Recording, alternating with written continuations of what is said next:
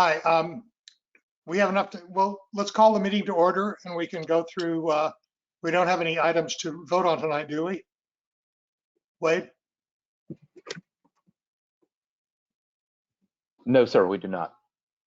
So the only issue then that we have to worry about is the review of the minutes of the last meeting. Yes, sir, and we can accept those with corrections or make any comments. Okay, let's accept those with corrections. Do we need to formalize that? If we hear no objections, we can consider them accepted. So the corrections I will need for the record. yes.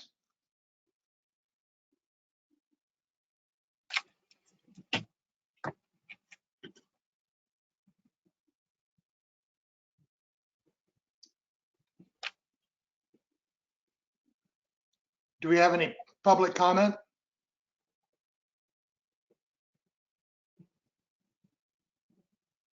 Yes, sir, we do. We have Miss Christina Costa first, and we have Mike Disco second. So I can try to unmute Miss Acosta now.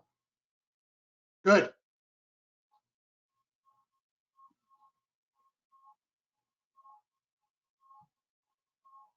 Thank you, Wade. Can you hear me? Just a nod? Yes, good, good. Thank you, Mr. Reynolds and Mr. Chairman. Good evening, BPAC members. I'm Christina Costa.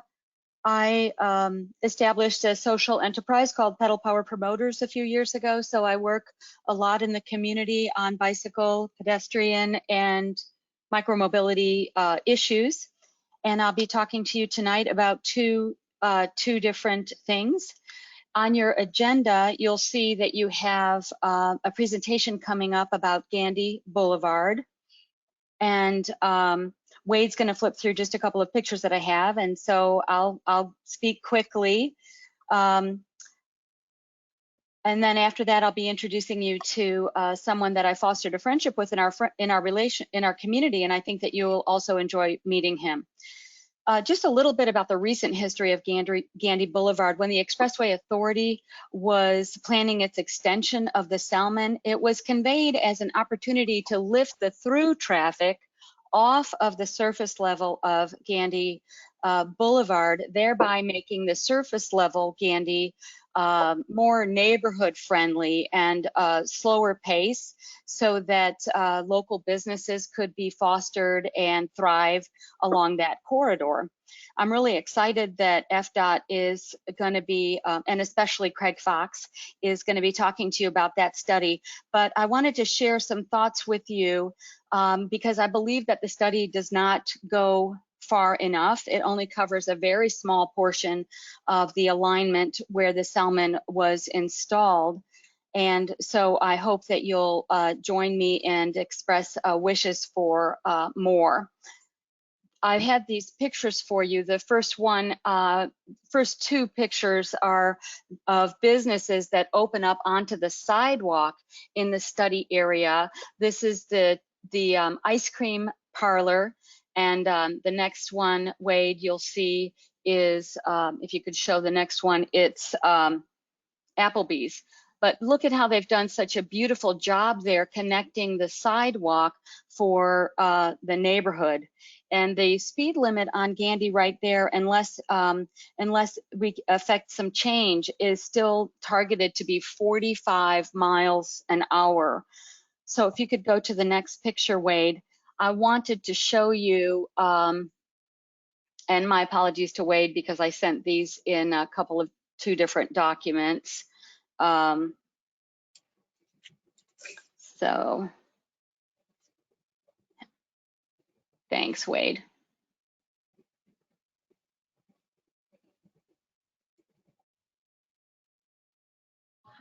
I'm afraid they keep showing up as the same one, Christine. Well, I'll have to forward those to you, but what I'm expressing, I'll just share with you verbally.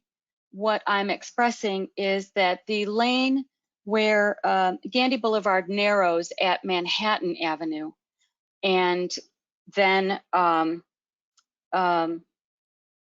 has characteristics that are really much more amenable to slower rates of speed. So you have a long-standing effort on the Gandy corridor. If you look at this Applebee's image, if you see that lamp post is replicated all along Gandy Boulevard, and it really makes for a very charming and positive attribute along the corridor there. The other thing I wanted you to consider is that the Selman has installed a lot of greenway in a very wide median underneath the expressway, and so motorists traveling along there will have what is called side friction as a traffic calming effect. And it has so there's a lot of trees and shrubbery and some nice landscaping.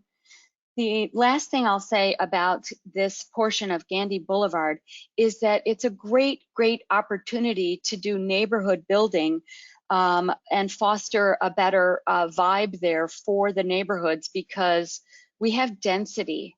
We have a ton of multi-family dwellings that are being added along the corridor, not the least of which is the Marina District. There's a very large multifamily tower that's going up right there now. So we have density, we have a roadway that has already been narrowed, we have decades-long commitment from the neighborhoods abutting this area and the commercial corridor to add character, add charm. The single missing piece here is a nice slow speed for motorists. Now I will introduce you to Disco Mike. He's a person that I've met in our community, and I encouraged him to meet you tonight. And I think that you'll agree he's a tremendous resource for all of us who advocate for safe bicycling. And I thank you for your time. I'd like to make one comment regarding high speed along that corridor. I would be tremendously discouraged from walking there if it had been raining, because I can just see somebody wailing down there and going through that puddle and spraying the entire sidewalk. That's a very good point, Jim. And the other images that I wasn't able to send over quickly enough show that there is no margin for error on the sidewalk. And you'll also notice that I am not lobbying for bicycle friendly along here, because competent bicyclists should not be forced onto our sidewalks. So I'm talking really about the pedestrian experience in this corridor. Thank you. Let me see if I can get Mr. Mike unmuted here.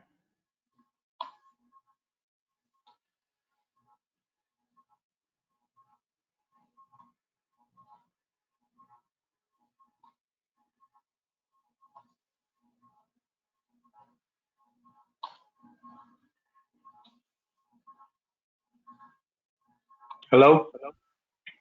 Yes, sir. We Can you can hear me? hear you. Yes, sir. Okay. How you doing? My name is Disco Mike. I am a 55-year-old cyclist. I live in Tampa. I make a living doing Uber Eats on a fixed gear bicycle. I basically do everything on a bike. Last month, I did 1,142 miles. And in the course of over 4 years, I've done over 20,000 miles. I've been to every corner of the city, as well as to different outskirts like Wesley Chapel, Sonoma, Sassa, Sarasota, and so on. And I would like to be a resource to this committee, being the eyes and ears of things that you possibly don't see or don't know what's going on in the city streets, lights, pedestrians, bicycles, neighborhoods, you name it, I pretty much see it all. I can see more than the average motorist or the average person that's on the go. I'm able to stop and also record certain crashes, certain areas, take pictures. So I would definitely like to be a resource. And I want to add that Mike is a really good and loyal customer of City Bike, and I met him at a photo shoot where he was providing some local experience for photographing some of the street art. So thank you, Mike. Thank you. Thank you. And as far as Gandy Boulevard, I've been in and around the Gandy Boulevard area, as well as cross the Gandy Boulevard to go to St. Pete and back. And I just would like to see a little bit better outcome, not just for cyclists, but a little more for pedestrians, as Christine mentioned, slower speeds, because you do have kids, you have people in wheelchairs, you have people that are disabled, so on and so forth, that cannot easily walk down the sidewalk or cross the street as quickly. And would make it easier for cyclists. That way they don't have to ride on the sidewalks either and be in the way of pedestrians trying to walk. So that's pretty much it for me. If you have any questions or comments, you can reach me at 813-cyclomaniacs@gmail.com.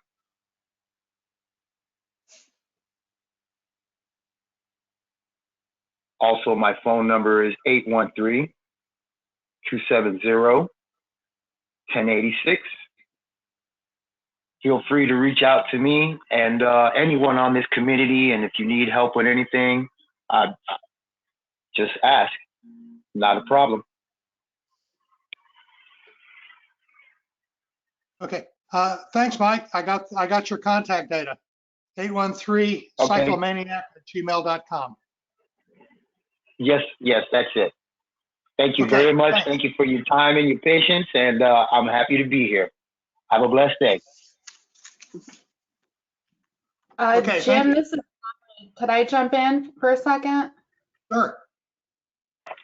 So my office is just south of Candy and Manhattan Boulevard. And so commuting in, commuting home, you know, running out to lunch or something throughout the day during the week, there is a lot of pedestrian traffic along Gandy, especially at that intersection. I've noticed that's the intersection I go through most often. There's a lot of people who cross to get to Walmart who work there or who are leaving work, or just other individuals who are crossing of all different ages. So I can attest that I've seen that as well. And as Christine said, there is no margin of error. The sidewalk is right on the road. I would feel uncomfortable walking down Gandy, even on the sidewalk, even crossing. And there is a lot of mid-block crossing as well between Manhattan and Dale Mabry that I've seen. And so although certainly we would expect pedestrians at the crosswalk, a lot of people who cross Gandy at other points. And so I can see the position of wanting to reduce the speed along that corridor.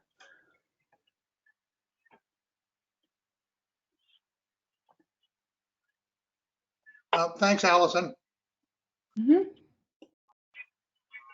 Mr. Chair, if there are no more comments on the public comments, I did just want to mention that we could go back to members' interests in case we had anything, and also that I apologize to Mr. Kavicki and Ms. Price. We ran out of panelist positions, so y'all are attendees for now. Again, my apologies, but I'm so glad so many people are here.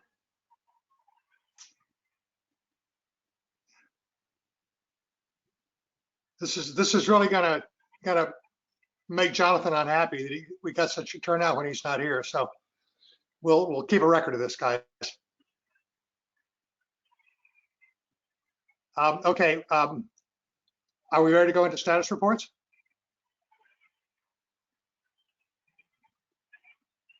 Hearing no members' interest, yes, sir.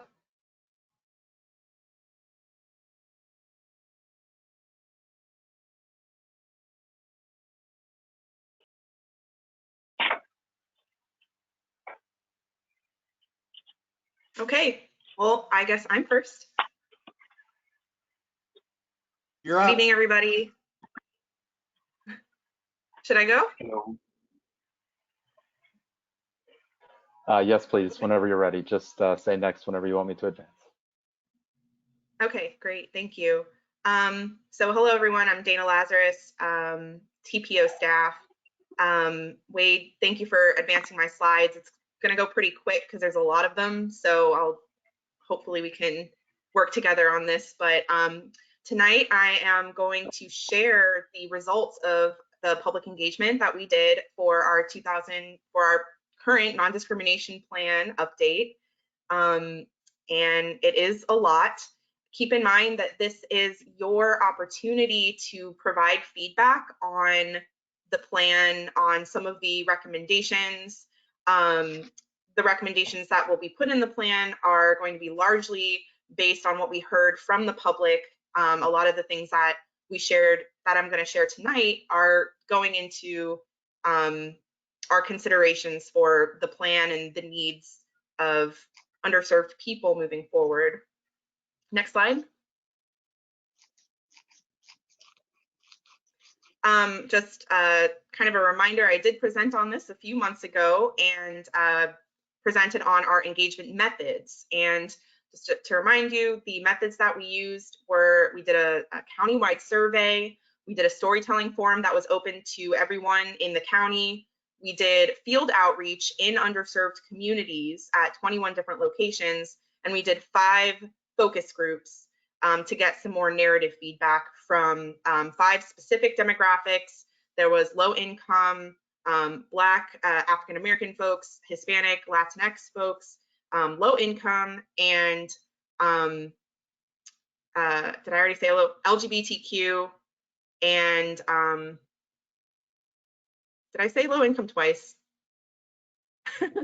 Low income, Black, Hispanic, LGBTQ, and I'm blanking on the other one, but there were 5 basic demographic groups. We'll go over them in the following slides. Next slide, please. So just some background context. Again, this is a lot of information. The engagement took, it was a 4-month period. We got 456 completed surveys that had 14 questions, including demographic questions. And the demographic questions allowed us to analyze the data in a lot of different ways. We could look at the intersections of different demographics, like education and income and race and gender, and look at all these different things about to see trends in how different underserved people are have the different difficulties and challenges that they face accessing different things in Hillsborough County. And we also ended up with 165 single spaced pages of narrative data. So it was a lot. One other thing to keep in mind is that these results are just looking at themes and patterns to kind of understand some of the general sentiments in the community, and they are not statistically significant. However, we did some oversampling techniques, which does add to our research question. Next slide. Because our engagement goal was specifically to learn about and identify key accessibility challenges, needs, and potential solutions from underserved communities. I just remember the 5th one, the disabled community. So yeah, we wanted to understand specifically the needs and challenges of underserved communities, those that are protected under a variety of federal, state, and local legislations and laws. So first, I'm going to talk about the survey participation that we got, those 456 participants, and show how we were able to oversample underserved communities. Next slide. And so what I'm going to be showing you is our survey participants versus the percentage of those demographics in Hillsborough County. We were able to get an oversample of Black and African American people, as well as people who identify as 2 or more races. We also got a good participation of people who speak English less than very well, or live in a household with somebody who speaks English less than very well, which is important because we have limited English proficiency requirements to engage folks who don't speak English very well. Next slide. We were able to engage a lot of people from the disability community. 29% of respondents said that they have a disability versus 11.6% of people surveyed under the 2019 ACS. So we very much oversampled that demographic. Some of the common disabilities people named were anxiety, depression, back issues, diabetes. You see there some of the ones that people named. Next slide. And then we also got an oversampling of people over 60. 23% of our participants were over 60 versus 20.4% in Hillsborough County. And 61% of our survey participants were women compared to 51%. So we got an oversampling of people who identified as women. But other gender data and LGBTQ representation is not collected by the US Census, so I couldn't compare that. But almost a quarter of participants identified as LGBTQ, so that's pretty good. Or I should say, over a quarter of responses represented an LGBTQ identity. Next slide. And then we got a way over representation of people of low income and unemployed people. 45% of participants earn an income of 0 to about 35,000 annually, compared to 27.6% of Hillsborough County that makes that income, and 22% of our participants were unemployed, compared to a reported 4.3% of Hillsborough County. Next slide. So that was our participation. Now I'm going to talk about the results of some of the more interesting questions that we asked. We asked people to rate accessibility for specific community elements. We asked people to specifically identify what community element is most important to them and their quality of life. And we asked people about their perception of access discrimination and how much that affects their quality of life. So next slide, please. So here we're showing the way that people identified, rated their access to specific community elements. So all the community elements listed on the left were in the survey, and we asked people to rate their access on a scale of very difficult to access to very easy to access. Very difficult, we then assigned the number 4, very easy assigned the number 1, and the scale in between, so that we could find an average accessibility rating. So the higher the number, the more difficult the accessibility to that community element. So a very interesting pattern that emerged is that the top 3 most difficult community elements to access across demographics was political power, housing, and government meetings, in that order. Okay. Then employment, opportunities, and community meetings and transportation, those were very high up consistently, as well as education and parks and healthcare. Yeah, it was pretty consistent. One thing that is different to note is that the accessibility rating for Black African American respondents is considerably higher overall than white and Caucasian respondents.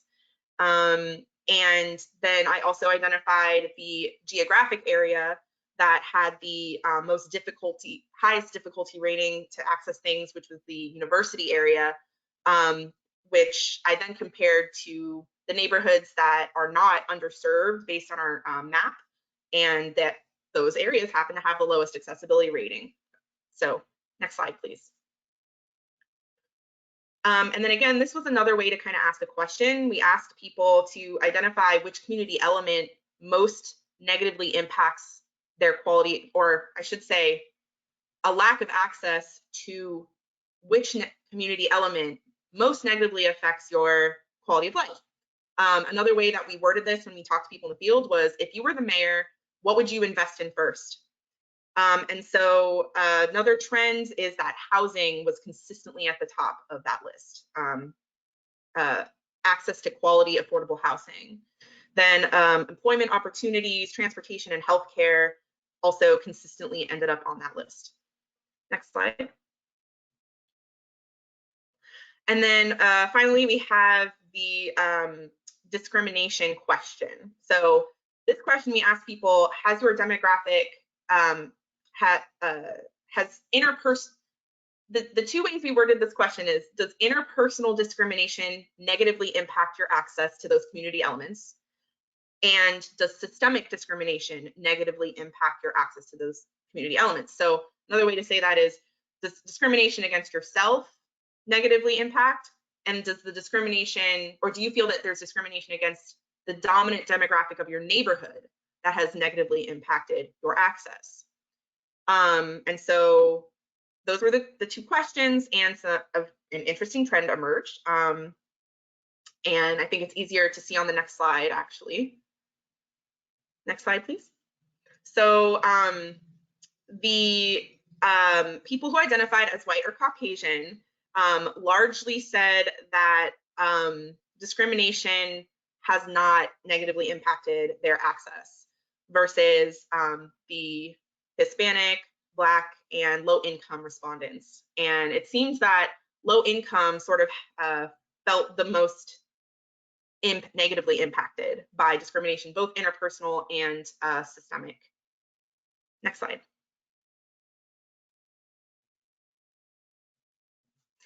Thanks. So now I'm going to talk about the qualitative results of the thematic analysis of all of those 165 pages of long answer responses and narrative from the Storytelling Forum and the focus groups. So we asked people we basically were asking about 4 main areas: transportation, access to transportation, access to housing, access to other community elements that are important to people, and access to public engagement opportunities.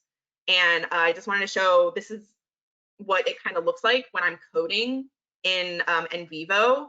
The raw data, the direct quotes from people were sorted into themes and sub-themes. Next slide.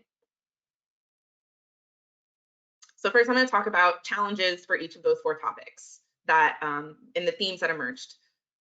The first one I'm going to talk about is transportation. NVivo lets you make a word cloud, so it really shows that the bus was the most talked about mode of transportation, with biking and walking being the second most talked about. Then I took some pictures in the field of some of those transportation challenges. Next slide. So as I go through these slides, you'll see that on the right-hand side are some direct quotes from participants. So if you want to read those as I kind of do an overview of the themes that emerged to support those conclusions, those themes that arose, I just kind of picked some of the most illustrative quotes because there were dozens of quotes. And so for transportation challenges, there was challenges with the buses themselves and challenges with the bus stops that were identified, challenges with the quality of the bus, the frequency of the bus, where the bus goes. One of the biggest themes here was that the bus is not on time. And then things like insufficient hours, and some of the things that I'm sure that you guys have heard before. Then there were some themes identified for specific demographics, like the bus is unsafe, specifically for women. There was some pretty sad stories from the LGBTQ community, particularly from trans people who ride the bus, about them feeling unsafe or being harassed. And then people with certain disabilities, things that maybe we wouldn't think of all the time, like social anxiety or chronic immunocompromised disorders. And then some themes with the bus stops, just that the bus stops, they are lacking in certain things like lighting, trash cans, phone charging stations, shade, seating, wayfinding, A lot of people talked about walkability to stops and the connection between their home and the bus stop and how hot it is walking to the bus stop. And so those were some of the themes. Next slide.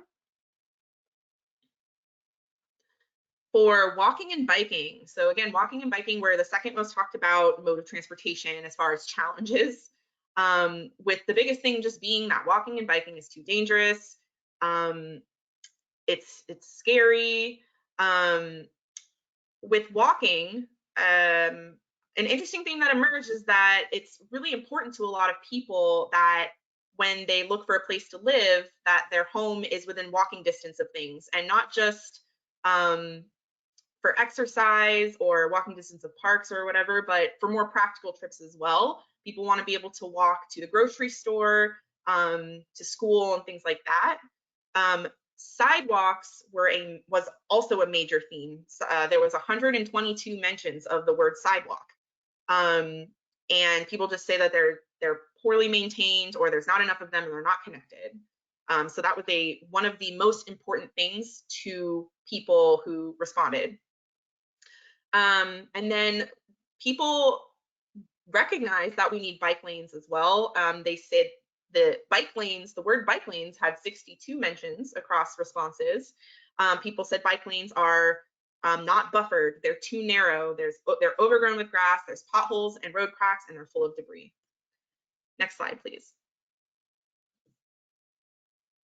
So again, safety was a major theme with transportation challenges, with kind of the number of quotes coded to those different themes here. So pedestrian safety was talked about the most. Bus and bus stop safety was mentioned the second most, and then lack of bike safety, and then some people talked about driving safety. One thing that was interesting is with driving safety, some people talked about actually the lack of safety to their person as when they have a mental health issue. People said that it's unsafe for them to drive because they have really bad driving anxiety, for example. So kind of a different way to think about that. And along with safety, safe routes to school was a major theme. A lot of people talked about children's safety. Even if they didn't have children, they mentioned that there's children in the street. As you recall in the photo in that first slide, there's children walking with a lack of sidewalks when they get dropped off from the bus. And with driving, one of the main things that came out is that people feel really lucky or fortunate to have a car. That was whenever somebody brought up, we asked, so what are transportation challenges you have? A lot of people would preface like, well, I'm really lucky that I have a car. I'm really fortunate that I have a car. Or I'm really lucky that I have somebody who will give me a ride somewhere. To really kind of illustrate that people are really car dependent in Hillsborough County. And then speeding was the second thing that was the most talked about thing when it came to driving challenges.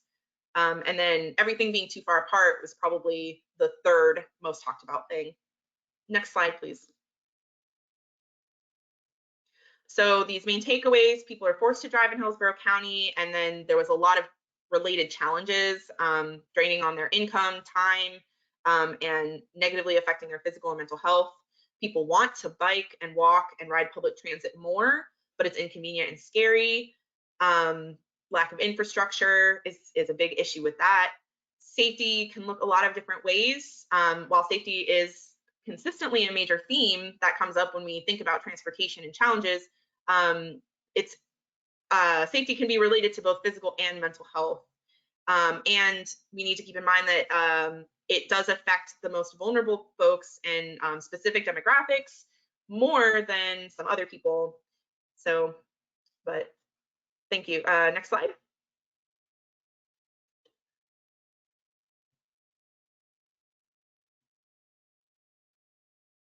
Thank you, Wade. So now I'm going to talk about challenges to finding affordable housing that came up in the data. Next slide. First, I want to preface this with some background from the US Census. First of all, Hillsborough County has a higher proportion of renters than in the state of Florida. We have a very high proportion of renters. 40.10% of people of our housing units are renter occupied versus 59.9% are owner occupied, and that's compared to the state of Florida that has 65.15% owner occupied units versus about 35% renter occupied. So we have a pretty high rate of renters here. And then I also wanted to, and also people are spending, 42.3% of people spend 35% or more of their income on housing. So the majority of people are spending over 35% of their income.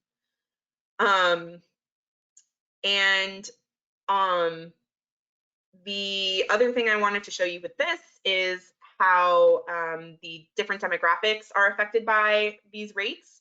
As you can see, compared to their proportion of the population in Hillsborough County, more white people are owners versus renters. So a higher proportion, 79%, are owners or make up the percentage of owners versus the percentage of renters. And then for Black and African American folks, actually a lower percentage of the proportion of the people who are own properties versus their proportion in Hillsborough County.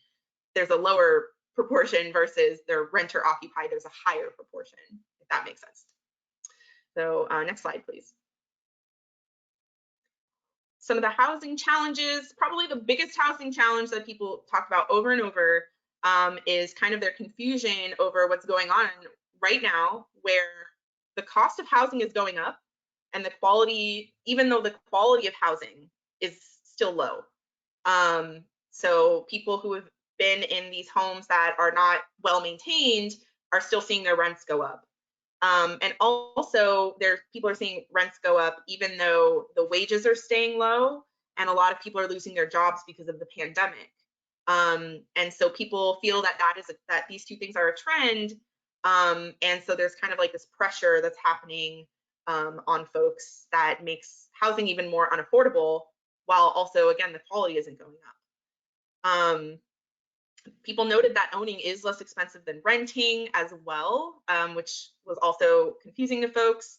And then people have this general feeling that there's programs out there like first-time home buyer assistance, subsidies for finding affordable housing and stuff like that, but they don't know where or how to find these assistance programs, so they're not able to take advantage of them.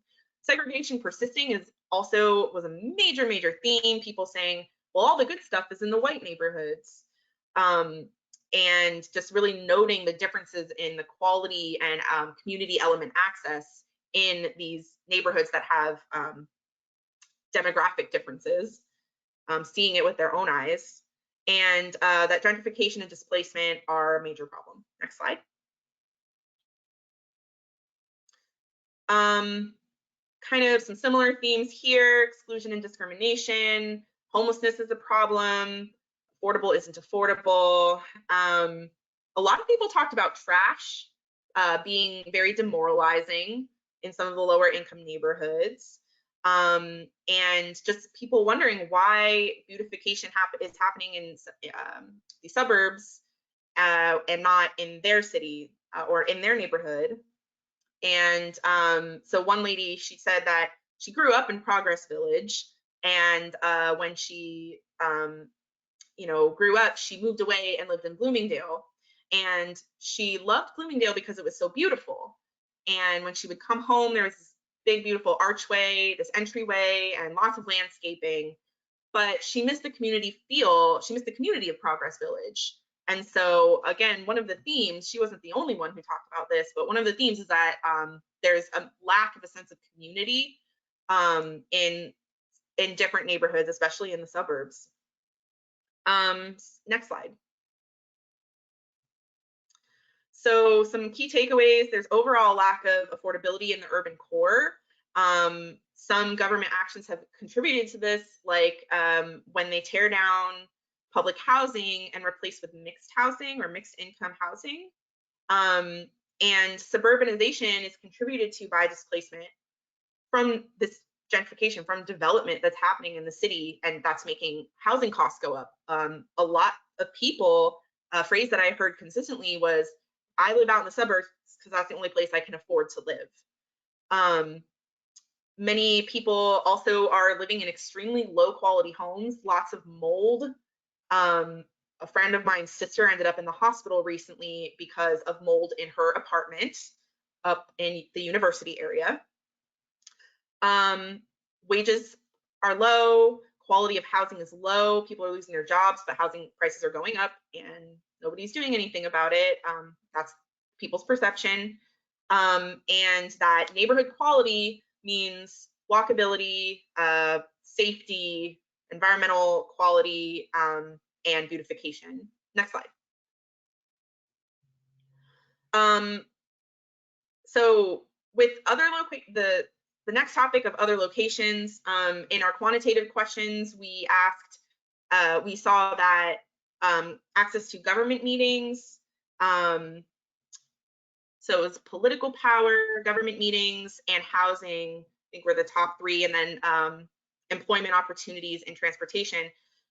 But this is one reason why qualitative data is so important, is because through asking people questions, we found that jobs, in addition to jobs and those things, parks and stores were also at the top of the list. Next slide. So people also have a lot of difficulty getting to quality parks and quality grocery stores. And then some other things that came up that weren't on our matrix, that again only came out because we were asking open answer questions, is that underserved areas are missing banks, childcare, and fun things to do, entertainment, clubs, things like that. Walmart was a major theme. Anytime we asked about stores, grocery or retail, people said, oh yeah, the Walmart is here, or my Walmart is low quality. So there's some other things here. I'm going to go a little faster. Next slide. And then some challenges related to public engagement. As you can see from this graph for coded themes, the government doesn't care and doesn't listen was the most coded theme. And then I sorted this into 3 segments of what I heard for challenges here. There's a negative perception of government overall.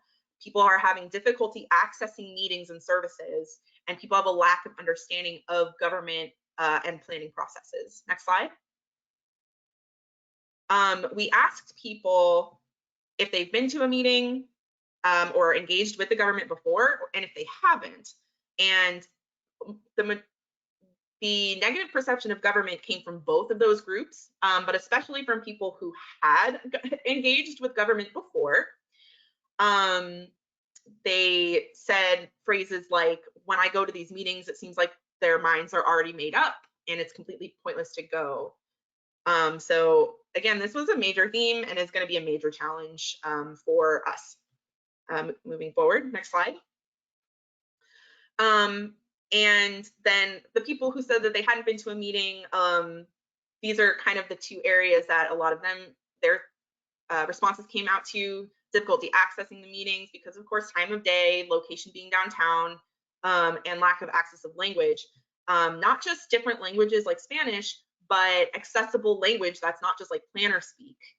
People don't know what zoning is or whatever. It just very, and it's also interesting how those intersect, because there aren't words for some of these things like zoning or land use or whatever, some of these concepts in other languages. So that poses another challenge. And then also a lack of understanding of local government and planning processes really deters people from participating. They don't even know, people don't know what they don't know. They see the yellow signs. When I asked, how do you learn about what's going on with government? People said, oh, there's yellow signs, right? I don't know what those even say. Are those even for me? And so it's a deterrent, and even if they participate and they don't know what their participation was used for, then they might not want to come back. Next slide.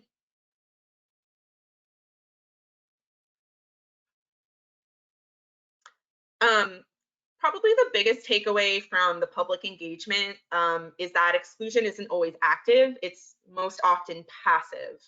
And we need to be careful about that because of our different, Title VI requirements and different things. We need to really understand that and look around and see who's participating in our meetings, and why. And that's what we're doing. So people have had a lot of bad experiences with government. Underserved people are overburdened in their daily lives, etc. So next slide, please. Oh, and people want to be involved. They really want to be involved. They want us to reach out to them and contact them. So now I'm going to talk about some solutions that were identified by participants and to those challenges, just as quickly as I can. Next slide. Buffered bike lanes, bike-only roads. People had some creative things that they wanted. Obviously, more sidewalks, better sidewalks. One interesting finding is that people want the bus system improved first.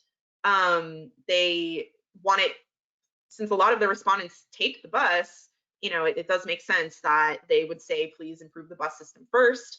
A lot of people did mention rail. We had 21 mentions of rail as a solution. Free fare, expanded frequency, and some other interesting solutions like sensitivity trainings for bus drivers regarding, protecting LGBTQ people. Next slide. And then a lot of people, they do want to see a de-emphasis on driving in our transportation system. A lot of people said, people are smart, and a lot of people said, if we improve the bus system, if we get rail, if we improve walking and biking, that will in turn improve driving and traffic. And so there were 2 different mentions of tearing down the highway and 2 mentions of the fact that this idea that widening lanes doesn't work. And then interestingly, speed bumps was mentioned a lot. There were 59 different mentions of speed bumps. People really want speed bumps. Next slide, please. And then for the housing solution ideas, kind of the main takeaway from this is that people want to be able to stay in their communities. They don't want to be displaced. They notice that displacement and gentrification is happening in around Hillsborough County, especially in the urban core. And kind of the key to revitalization, or what you may want to call good gentrification, or revitalization rather than gentrification, is having kind of like packages of improvements that not only invest in infrastructure and better bike lanes and things like that, but also invest in affordable housing and better jobs so that people can access the benefits of those improvements. Next slide, please. And then I listed a bunch of different policy ideas that people independently came up with. All of the policies on these next few slides, which I'm not going to read or anything, but they are available to look at, were recommended by different people. And one thing to note is the 2 top policies that were mentioned were first-time home buyer programs and expanding first-time home buyer grants, and rent caps or rent freezes. People are like, please just stop raising rent. Next slide. And next slide. And one more. Great.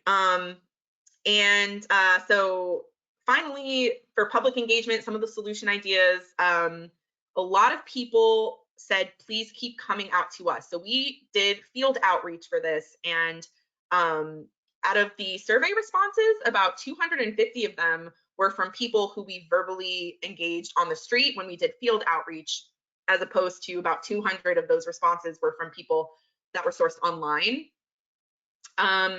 And so people said, please keep coming to my door. It makes me feel cared for and important, and I don't have time to go to these meetings. So if you come to me, it makes it a lot easier for me to give you my opinion. And so that was the main thing. Virtual engagement. People want to be able to engage and watch these meetings online. So kind of this hybrid format seems kind of like the best solution, because again, not everybody can access, not a lot of underserved people can't access the internet. So the hybrid solution is a really good one. And simple communication, of course, was a big theme as well. Translation and making sure to communicate to people why they came to a meeting in the first place, and very carefully explaining what everything means and what the planning process is. Next slide. Trainings were a major theme as well. They want staff to be better trained on different cultural sensitivity issues. Meeting location accessibility, people suggested having small group meetings closer to where they live before a big important decision or a big meeting. Focus groups were really popular as well. And then this idea that autonomous organizing is already happening in the community. People are relying on themselves to get a lot of things done, and that we should tap into that and support that. Yeah, next slide.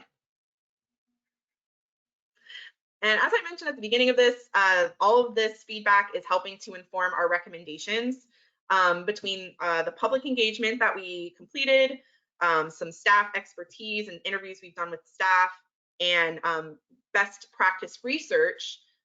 We are coming up with a list of recommendations to help Hillsborough County achieve some more equitable outcomes as far as, again, people's access to housing and transportation. And we will be hopefully bringing the finished plan to the August meetings of the TPO, the Transportation Planning Organization, and the Planning Commission. So next slide. So again, this is kind of your guys' opportunity to provide feedback and any kind of like final thoughts, and provide your stories. You can do so at our project page. You just go to plans and then non-discrimination plan, and our feedback form is right on the project page, like right at the top. So thank you very much. Any questions?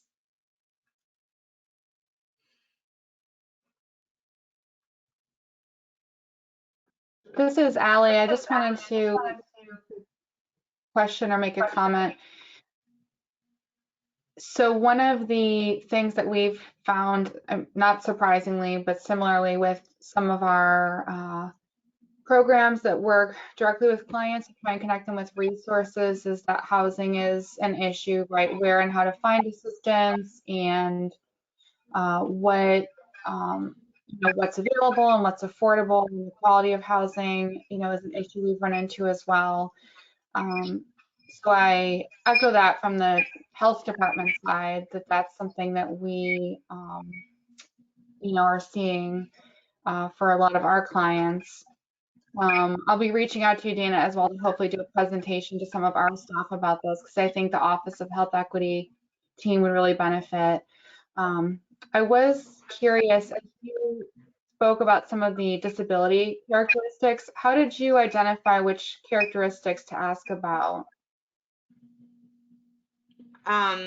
You mean asked about specific disabilities that people have? Yes. So we asked people in multiple choice. We asked physical, mental, or developmental, or none. And then we had a open-ended box, and we said, if you feel comfortable sharing your disability, please do so. So those were all self-input. Interesting. Thank you. You're welcome. This is Jim. Hi, Dan.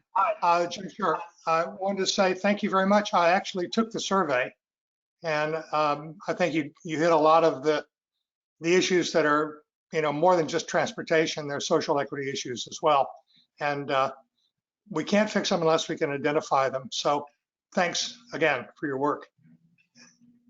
Thank you.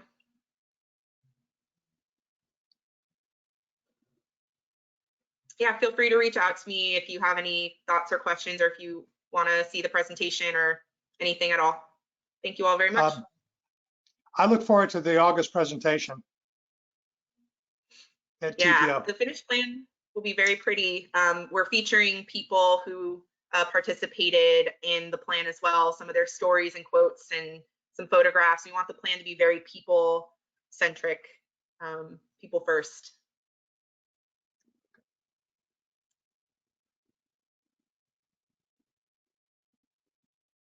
Thank you, Dana. And I just want to acknowledge that I think you heard a lot of the things that we've heard in this committee for a long time, particularly about sidewalks, bike lane maintenance, and other things. And it's a consistent pattern.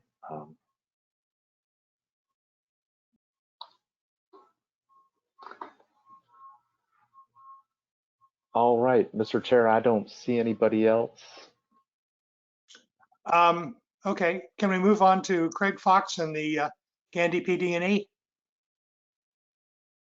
Yes, sir. Craig, let me see if I can make you the presenter. 1 second.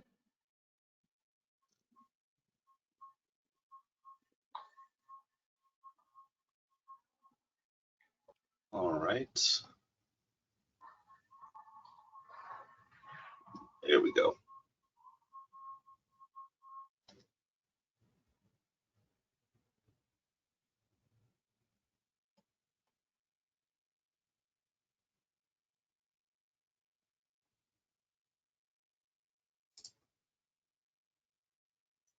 All right, can everybody see my screen? Yep. Okay, the audio's coming across okay. Got to change inputs. Okay, great. All right, well, thank you everybody for your time this afternoon. My name is Craig Fox. I'm the PD&E project manager with the Florida Department of Transportation's District 7 here in Tampa Bay. And I'm here this afternoon to discuss the Gandy Boulevard PD&E study. So we'll get right into it. So first, we'll start off with the limits of this project. The limits begin at 4th Street North in Pinellas County to the west side here, and they cross Gandy Boulevard. They travel northeast, crossing Old Tampa Bay, and the limits end in West Shore Boulevard in Hillsborough County. The purpose of this PD&E is to reduce traffic congestion and improve bicycle and pedestrian accommodations. Improvements being evaluated include roadway widening and reconstruction, bridges over Old Tampa Bay, and grade separation, including an overpass at Brighton Bay Boulevard and other strategic locations. Bicycle and pedestrian improvements that we're evaluating include a shared use path crossing Old Tampa Bay and increasing the safety of routes crossing Gandy Boulevard. So the PD&E is broken up into 3 segments. The first segment is Pinellas County, and that's from 4th Street north out east to just the western side of the Gandy bridges. Excuse me. Segment 2 are both Gandy bridges, both eastbound and westbound. That's around 2.6 miles. And the final segment 3 is in Hillsborough County, and that's from the east end of Gandy Bridge to West Shore Boulevard. That's around 1 mile in length. So now I'm going to discuss the existing conditions, and as we get further along in the presentation, I'll have typical sections about the proposed conditions. So first, we're going to start with the Pinellas side as far as existing conditions go. It is today is it a 4-lane divided roadway. It is classified as an urban principal arterial, and it is a strategic intermodal systems corridor. The existing posted speed limit is between 50 and 55 miles an hour. And as you can see on the screen here, to the left of the screen, that's north. So on the north side of the roadway, there's an existing shared use path. On the south side of the roadway, there are sidewalks in various locations. There are no bike lanes along Gandy Boulevard, and there are currently 12-foot travel lanes, 4 through lanes, and here you see segments where you have additional turn lanes and medians to access different sides of the roadway. Truck traffic around here is a little greater than 5%. Now moving on to existing conditions for segment 2, or the Gandy bridges. The Gandy bridges are 4 lanes, 2 lanes in each direction, both westbound and eastbound. They have standard shoulders today, and it is also part of the CIS corridor. The existing posted speed limit is 55 miles an hour. If you were driving along these roadways during the construction of the Selman extension, you may have noticed speed limit signs were 50 miles an hour there for construction, but since construction is complete with the Selman extension, with the Thea Selman extension, since it's been set to the original 55 miles an hour. The eastbound bridge, which is shown in this typical section to the right here, was constructed in 1975. It was not constructed to enable widening, meaning that the substructure does not have the structural support to accommodate additional widening. And there's around 30 years left in its remaining service life. The westbound bridge was constructed later on in 1996. That was constructed to enable widening. And as you can see, the typical sections of both structures is 12-foot lanes in each direction, 6-foot inside shoulders on both of them, and a 10-foot outside shoulder. And the final segment for existing conditions are in Hillsborough County. This is a 4-lane urban principal arterial. It is also part of the CIS corridor. The existing speed limit is 45 miles an hour, and truck traffic is a little greater than 6%. The inside lanes are 10 feet, with the outside lanes being 11 feet. And there's 6-foot sidewalk on both the north and south side of the roadway in various locations. There are no bike lanes along the roadway, and as you can see in this image above, that's the Thea Selman extension, which was recently opened up a couple weeks ago. Now we're going to discuss safety along the corridor. The safety data we have is from 2016 to 2020. So we looked at the vehicle crash history. Out of the crashes, 277 of the crashes were intersection-related crashes. And to the right, you can see a heat map. The heat map does show the vehicular crashes, and then we have specific call-outs to the bicycle and pedestrian crashes in these white boxes on both the northern and both the image to the top and the image to the bottom. Around 355 of those crashes were rear end type of crashes, and bringing a total of 743 crashes. Well, a total of 743 crashes occurred during that time period between 2016 and 2020. Unfortunately, that resulted in 9 fatalities. From 2016 to 2020, for bicycle and pedestrian crash history, there were 7 pedestrian crashes and 10 bicycle crashes, and unfortunately 2 of those pedestrian crashes ended up to be fatal incidents. And the location of those fatal incidents were, along with the bike and pedestrian crashes, are also called out on this diagram. As you may notice, there's there's quite a heavy bunching around your 4th Street North and your West Shore Boulevards, where those are larger intersections with more turning movements, and also along this portion here with the Gandy Boulevard. So some of the vehicular crash contributing causes include heavy congestion and high turning movements, and we're looking to reduce that by having a controlled access facility separated, that's grade separated, and that'll provide uninterrupted flow.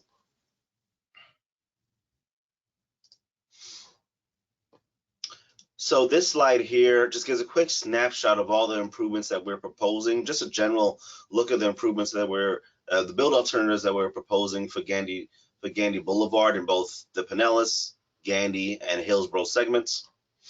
I'll just briefly describe them. So for segment 1 in Pinellas County, we're proposing a 4-lane controlled access roadway. And by the way, in the next slides, I have some typical sections to show you, which explain this a little bit better.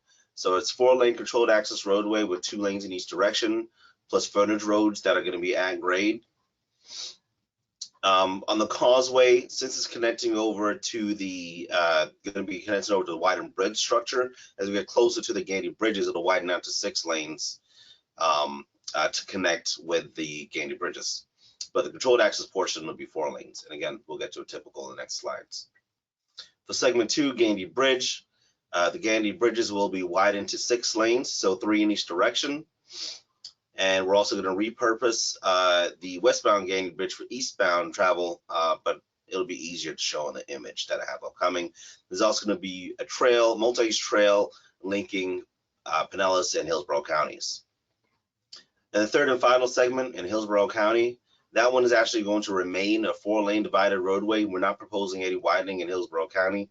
There will be a slight section of widening to tie in with Thea's Selman West Extension, but that third lane will just connect to the Selman West extension, and then it'll reduce down from a 6-lane section to a 4-lane section going east of there. And we're also going to look at different access management opportunities and also operational improvements and bicycle and pedestrian connectivity and safety enhancements within the study limits. So here are the typical sections that I promised.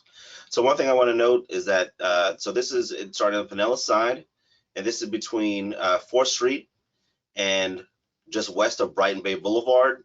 And there's also representative of the typical section between east of San Martin Boulevard to Causeway. And there's a viaduct typical section that's going to be on the next slide that's in between these two limits here. So for the grade separated portion, so you see we have 2 lanes in each direction. That's going to be grade separated. There's 4 lanes, 2 in each direction for the frontage road, 11 feet wide each. And you'll notice that on the north side here, so we have those 12-foot multi-use trails. You also get to keep the 12-foot multi-use trails. I'm sorry, north is actually to the left. So you have the 12-foot multi-use trail both on the north side of the project and on the south side of the project. So we'll be adding an additional trail on the south side of Gandy Boulevard.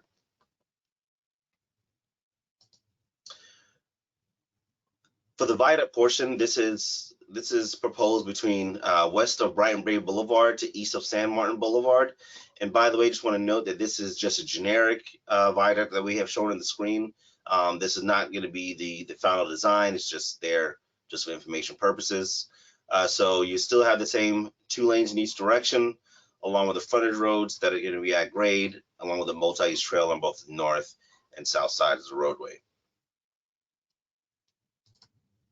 For the Gandy bridges, I'm going to start at the right of this image and then move to the left.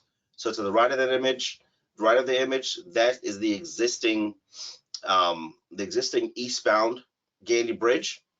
That bridge, since it cannot be widened, is going to be demolished, and we will then convert the existing westbound structure here to be converted to the eastbound direction. So in the dark gray portions, that represents the existing structure, and the lighter gray portions, along with the pierce road on the bottom here, that represents the widened portions. So it's going to be 3 lanes, 12-foot lanes in each direction, 10-foot shoulders on each side. And to the north of the existing,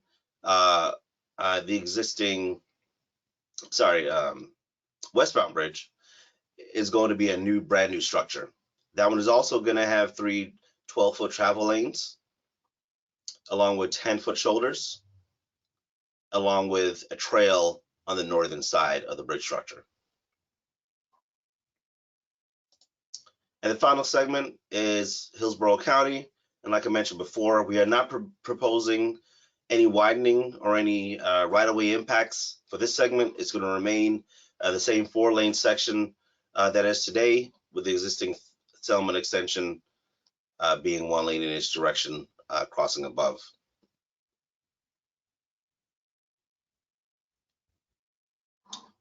I see, sorry, so I see, okay. Let me just answer that question, if you don't mind, as we get to the end of the presentation. Almost done. And one thing I want to note also, we're also looking at operational improvements at West Shore Boulevard, because as I mentioned before, and as was on the heat map, there are significant grouping of crashes around there also. All right, so this is the PD&E milestones. So we started the project in April of 2020. As we all know, that was right in the thick of the coronavirus pandemic, or at the start of it, and traffic volumes pretty much dropped off a cliff for 2020. So we had to do some recalculations and adjustments about how we were taking our traffic counts. We since resolved that and we're moving forward with the project. Right now, we are conducting the MPO presentations, and we're also going to conduct small group meetings between spring of 2021 through spring of 2022. We're looking to have a public hearing in the spring or summer of 2022 and have the design segment, the soonest the design segment can start for the Pinellas segment will be fiscal year 2025. And I'll get to the total timeline of the projects on the next slide. So we are here currently with a Gandy PD&E study for all segments 1, 2, and 3. And below, I have the segments divided up by their design segments. So for the Pinellas portion, that one is funded for design in fiscal year 2025. Right-of-way is not funded, and construction is not currently funded. For the Gandy Bridge and Hillsborough portions, right-of-way is not required, and both the design and construction are not currently funded either. So the only funded portion right now for design is the Pinellas portion, and that funding will come online in fiscal year 2025. So Freddie, if you have any questions or comments, here is my contact information. And we also do have a project website that is available. We encourage people to visit that project website. As we get further along in the process, we'll have the documents, the PD&E documents will be uploaded to that website. And you can also sign up for a newsletter where you can be notified of any public meetings that we'll be having. At this point in time, I'd like to open up to any questions or concerns. And I do see in the chat, there's a question there, and it's for the trail, it was hard to read because of the arrow. I just wonder if you could just clarify one, and I can go back to that slide. I don't know, Richard. Oh, I see what you're saying. Yeah, right on the concept does show 16 feet for the trail, and that includes the trail width along with a buffer to separate from the traffic.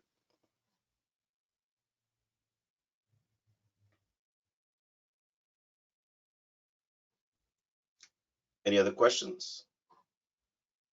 I do. This is Alana Brazier with the City Vision Zero Coordinator. Thank you, Craig. This was a really great overview of the project. I have a few questions I jotted down. One is, so you showed the trail on the bridge. Would that be separated by anything, like any kind of concrete barriers or? Yes, it will be separated by a concrete barrier. Okay, that's what I thought. From the roadway, and then there's also going to be a railing on the outside also. And so there's no way to save that existing eastbound? Or, yeah, the bridge you're going to demolish. The existing. Yeah, no, and the main issue with that is just the substructure just cannot support the additional weight to accommodate additional lanes. So even though it has a decent amount of service life left into it, there's not much we can do with it. Yeah, and sorry, I meant as more of just preserving it for a trail option. Like, we used to have the Friendship Trail Bridge that then was demolished. So if that would be a potential too, or if it's still kind of a similar answer of it just needs to be demolished. Yes. As far as maintaining it, that's not something that the department wanted to kind of go after right now, just because of the maintenance concerns that'll come up in the future, just over time, because structures just do degrade over time, and so we just kind of want to avoid having that maintenance concern in the future. We think it's more preferable to build a new structure, having a new trail on a new structure. Gotcha. Okay. And then the other thing is, I know the city worked out a deal where we are going to have, these parks on either side of Gandy, north and south, upgraded. So just the bicycle pedestrian connectivity to that, and if there's any way to enhance that more than, I think it's right now just going to remain at the 6-foot sidewalks. But if there's a way to kind of fold that into this study too, at least, within the bounds of, west of West Shore, but making sure people can easily connect to the trail that you guys are building, but also those parks that are going to be upgraded too.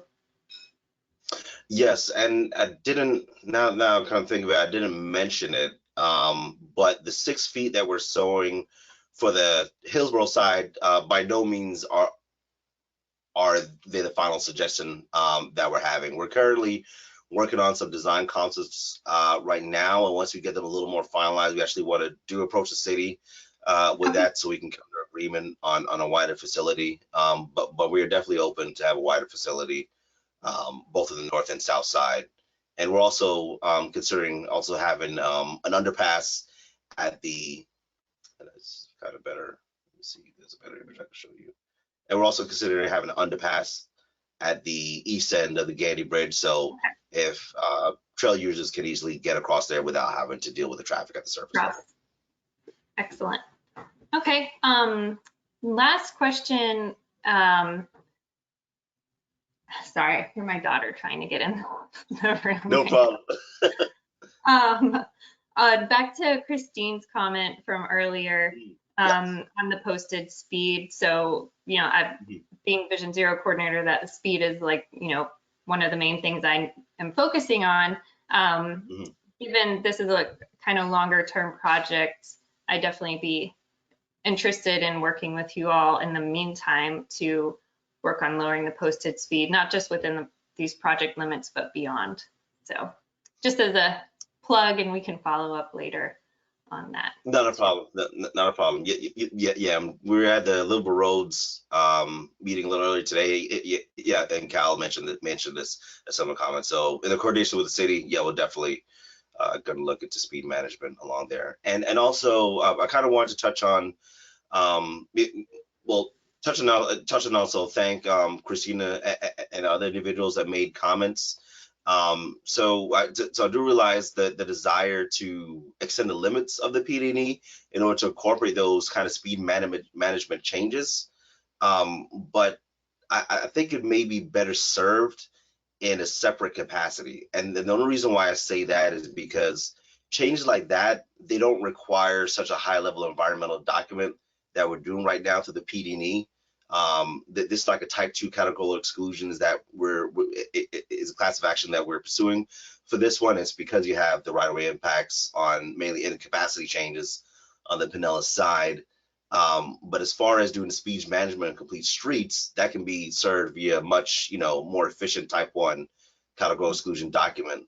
And this PD&E might actually slow that down, from happening. So we can certainly talk about that more. To follow up with the city, we can definitely discuss speech management and also potential to, discuss that for the rest of the corridor. But it may be this PD&E is a little too heavy to serve that. It may be better served underneath a separate project. Thanks, Craig.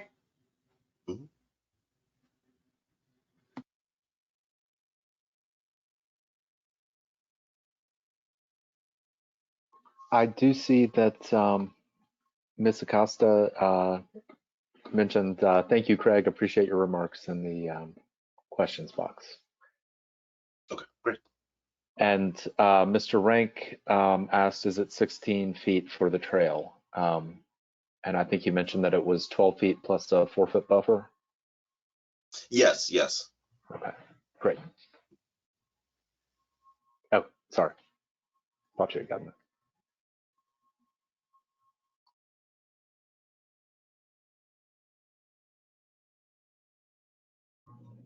All right, Mr. Chair, I see no other questions. So thank you, Craig. All right, thank you, everybody.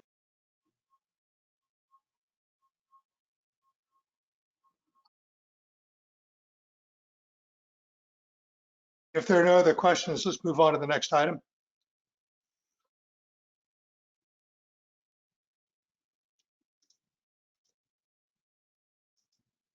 Wade? Yes, sir. Mary Lou, I think I've made you the presenter. Let me know if you have any trouble. Let me see what I got here.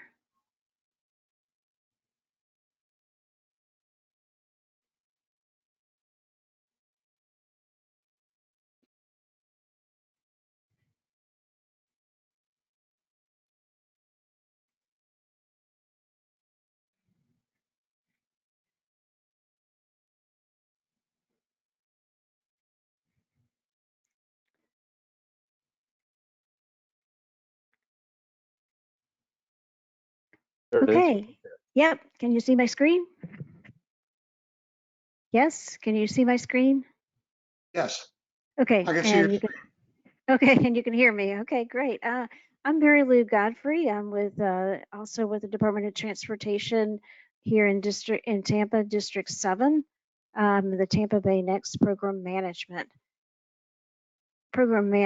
Thank you for the opportunity to share information on the aesthetics that will be constructed as part of the I-275 project north of downtown Tampa that was recently let for construction. Oh, sorry, Mary Lou. Yeah. It's doing the screen switch again with Do what now? this presentation mode. The PowerPoint presentation is doing the whole presentation mode. Okay, it says webcam closed by organizer. Oh. What are I think you that was my seeing? fault, actually. I was trying to mute somebody else. So let me send you a webcam request. Apologies. Yeah, but for the presentation, we see the presentation mode and not the full screen. Okay. So that thing again. Yes, if you look for the pull down on the show screen button, I believe it will give you an option for screen 1 or screen 2 if you're using multiple screens. Right. What do you still see this one? Yes, we do. What do you see now? The full screen? No, it's the same one.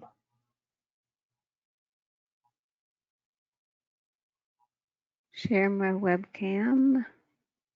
Okay.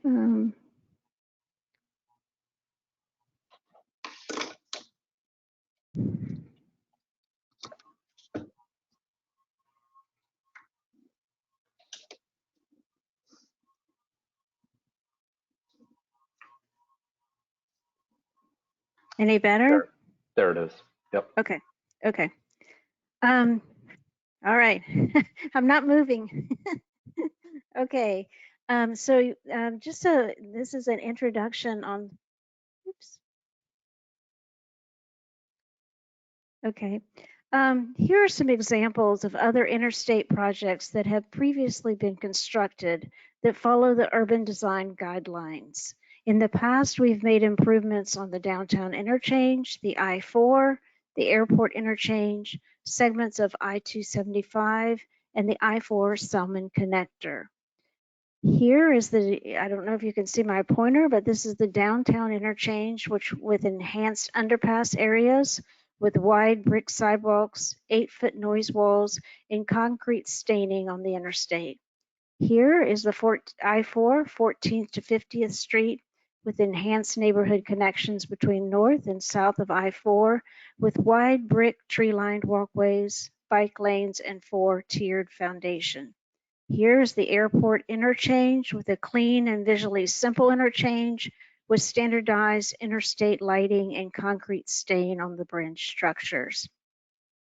Here is the northbound I-275 from Himes Avenue to the Hillsborough River, the entrance to West Tampa Historic District and Neighborhood with historic architectural elements and brick pedestrian monuments and bridge towers with arches incorporating public art in addition to standardized interstate signage, lighting, and noise walls.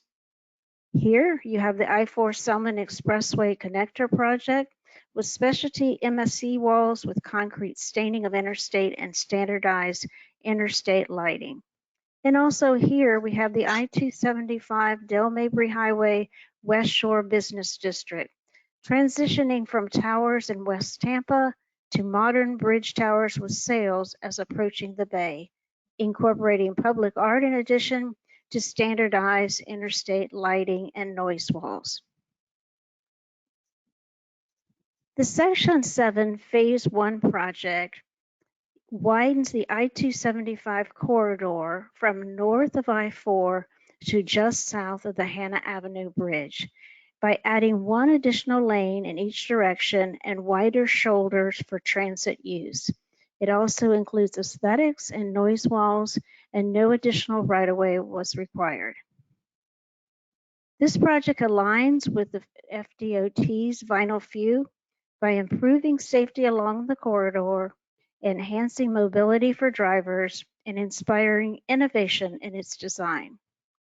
It will also include bike and pedestrian enhancements, including wider sidewalks. The signs and interstate lighting will include ground-mounted single posts and monotube spans on the interstate. The interstate lighting is shown and will be consistent with the urban design guidelines. Here being the monotubes and the lighting that will be provided on the interstate. This project also includes upgrading underdeck lighting to LED lights and also providing lighting at the back of the pier caps, as you can see in this picture, that will be installed along the pedestrian side as well.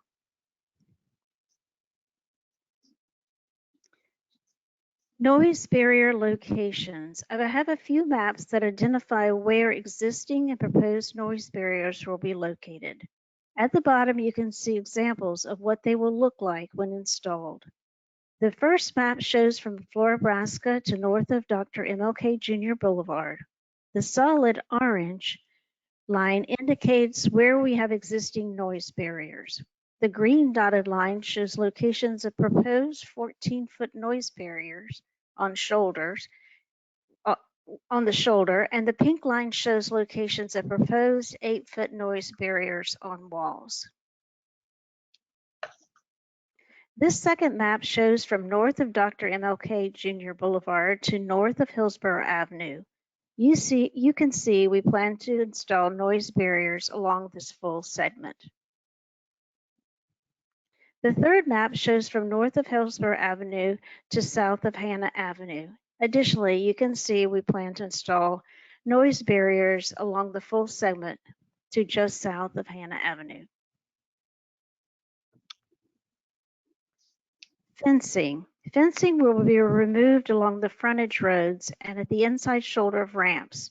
We will keep existing fencing that is located adjacent to private property and will replace damaged sections of existing fence.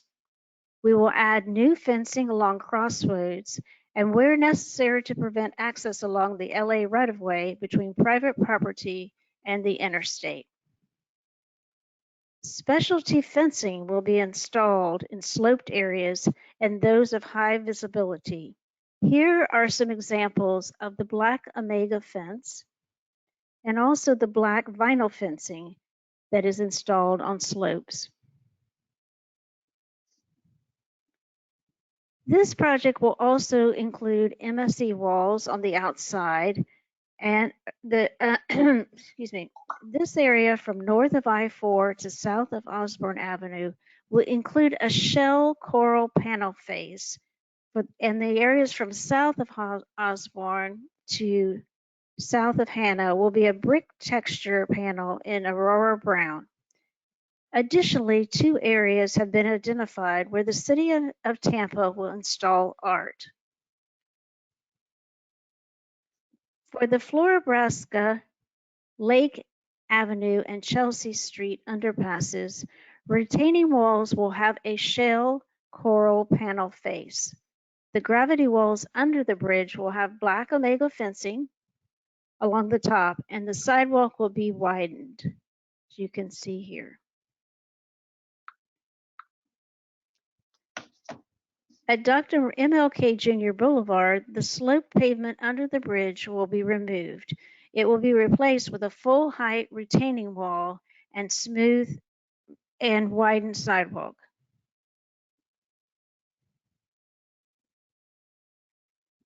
At Osborne Avenue, the retaining walls will have a brick texture panel face. There will be black Omega type fencing along the gravity walls under the bridge, and the sidewalk will be widened. There will be 2 concrete sidewalk panels, one on the north side of Osborne Avenue and another on the south side that will be stamped by the city of Tampa. Locations are still to be determined. The city will also place art on the face of the gravity wall, which is also to be determined. At Hillsborough Avenue, the retaining walls will have a brick texture panel face. The existing slope pavement under the bridge will be removed and replaced with a full height retaining wall and widened sidewalks. There will be 2 concrete sidewalk panels, one on the north side of Hillsborough and another one on the south side, that will be stamped by the City of Tampa that will coordinate with the art that is being provided by the City of Tampa. We recently let this contract a few weeks ago, and construction should begin this summer and be completed in late 2024. Following the completion of construction, the landscaping and public art will be completed and installed. And just as safety is our top priority for FDOT, and many will be traveling this summer with family and friends, we want to make sure your car is road trip ready, and remember to slow down and stay cool for safe summer travel. And thank you.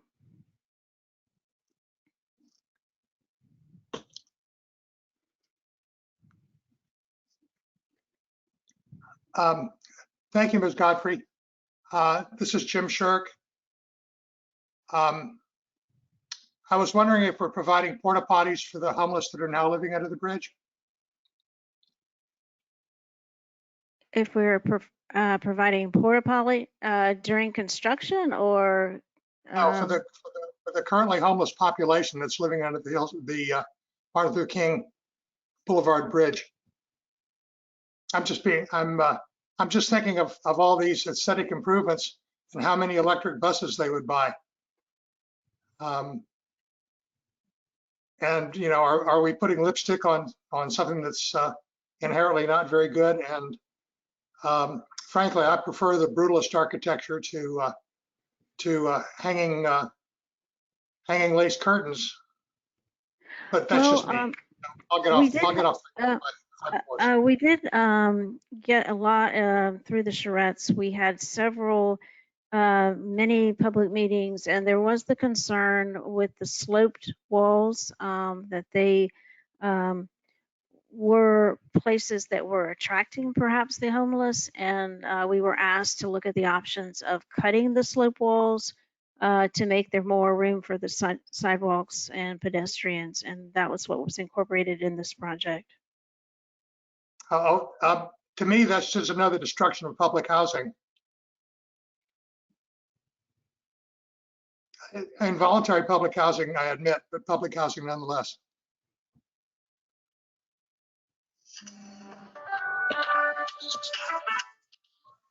Mr. Chair, I did just want to add one thing regarding the noise walls. That we did, the committee, or some on the committee may remember, we did a study a while back looking at innovative noise wall types and the addition of landscaping and other features. And I know that the Livable Roadways Committee is looking at some of those options as part of the landscaping portion of this. So I just wanted to add that for the committee's benefit.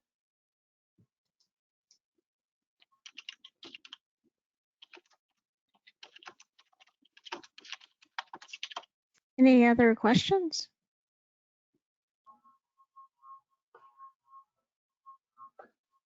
Mr. Chair, I do see that you have to check out. Tim, if you wouldn't mind taking over. Thank you. Thank you, and have a good evening. Thanks a lot, guys. Yes, sir.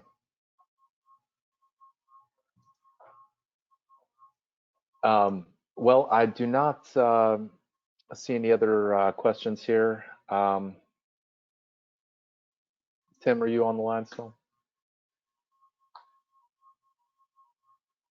If not, I do only have a couple of brief announcements under old and new business, unless anybody else from the committee has anything to add, and I'll just jump into those. Just wanted to ask about or mention to you all the retreat for next month's meeting. I would love to have something outdoor and in person just to get some topics for future meetings. Certainly open to locations. I was considering doing it maybe outside in a park where we could all get together. So If anybody has any thoughts, please feel free to call or email me, and we can put something together. If not, I'll figure something out, and we'll find a place to all meet up and have a good conversation. Mr. Horst, are you on the line? All right. Well, with all that being said, if anybody has any old or new business, they may feel free to mention it now.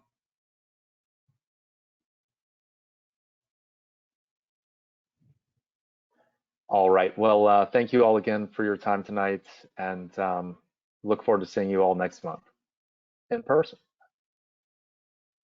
Thank you. All right. Thank you, Mary Lou.